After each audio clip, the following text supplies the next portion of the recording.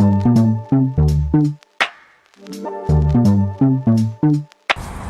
up, Edison Elementary? I'm Elena and I'm a self-taught artist. Today I'm going to show you guys how to do 3 things. The first one is going to be flowers. After that we're going to do a gradient. Third is going to be clouds.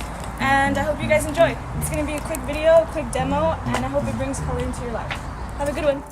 For our brushes today, we're going to be using some flat brushes, anything that's medium to a larger size. Our paint is from Michaels or Walmart. They have it for 50 cents to $1. Honestly, any type of acrylic based paint works just fine. We are going to be experimenting and experiencing today. We're just going to be focusing on the flow of the paint. Don't make it look perfect. Just practice. Get a piece of paper, practice techniques and the way that the paint moves and expands onto the paper. See what works and see what doesn't. I hope you guys have fun. This is going to be a first time video for me, so I'm curious to see your pictures. Let me know how it goes. So we're going to start with 2 different colors of paint. One red and one pink is what I chose. Usually you want to do one darker color and one lighter.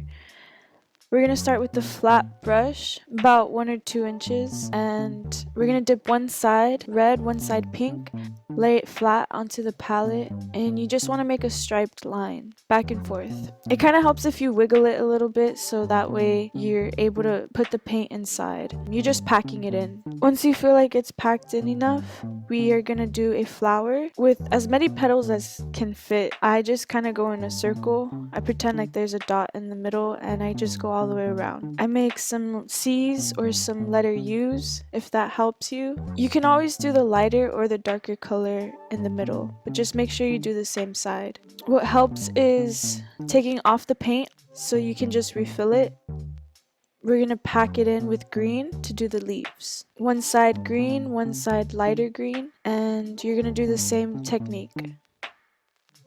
So right here, you're just gonna do one side, basically 2 lines, but it helps if you pick up the brush towards the end where you want the leaf to finish, so it's a little bit more pointy. Afterwards, we do the center with the brown, and that's gonna be just a couple of dots in the middle to make it look finished.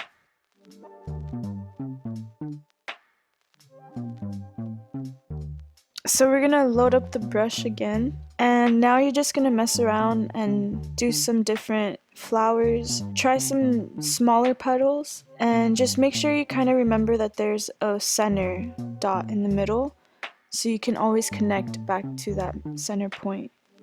So usually what helps me, if you feel like you're having trouble with this, just do a couple of lines and mess around with the waves so you can know how to manipulate the paint. You can make some like weird lines or just do the whole paper like that and see how it moves if you don't want to do flower petals. I think it's just fun to kind of mess around with the brushes and maybe do some words later. Nothing has to look perfect or exactly the way that it's supposed to be in real life. You can just mess around with it. Instead of doing straight lines, try to do a curve with the brush or make it go in circles and see what you can get.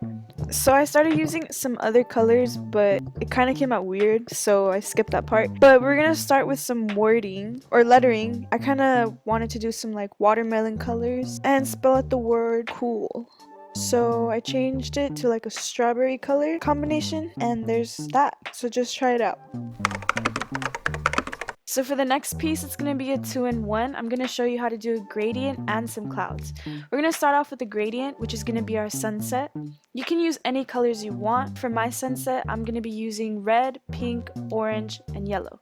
We start off with the yellow base first, move it up to the orange, get a little bit of pink, and finish it off with the red. After we do that, we're going to make sure we clean up that brush really, really good. I cannot stress this enough. You have to clean that brush really well in order to get that smooth effect where it doesn't get all mixed together. Afterwards, we're going to start with our clouds. We're going to do a red base. When you do this, you kind of want to tap your brush back and forth onto the paper instead of doing straight lines. This kind of creates that texture of that fluffiness. You want it to be really fluffy and juicy. So we're going to start with that kind of pinkish grayish middle tone, and we're going to finish off with that highlight. You're going to be doing the same type of tapping technique onto that paper. Once you feel like you got got a good fluffiness going on, you're gonna go back in, do some dark colors, maybe some middle colors, whatever you feel is missing.